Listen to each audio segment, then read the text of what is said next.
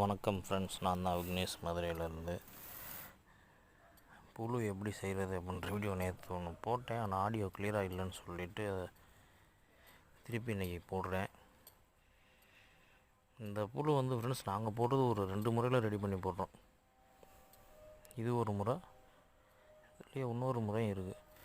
இந்த முறை எல்லோரும் பண்ணுறது கொஞ்சம் சிரமம் தான். ஏன்னா இதில் மல்லி, அப்புறம் நம்ம மீல் மேக்கர் இருக்குல்ல, அது எல்லாம் போட்டு நம்ம நண்பர் ரெடி பண்ணியிருக்காப்புல.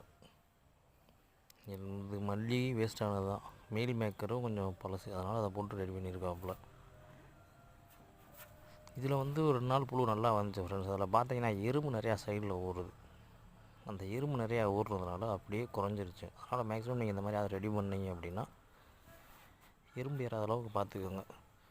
இது ஒன்றும் இல்லை, இன்றைக்கி நீங்கள் நம்ம மீல் மேக்கரை இந்த மல்லி எல்லாத்தையும் ஒன்றா போட்டு தண்ணியை ஊற்றி விட்டோம் அப்படின்னா கரெக்டாக உங்களுக்கு ஒரு 6 நாள் 7 நாள் உங்களுக்கு அந்த புழு ரெடி ஆயிரும்.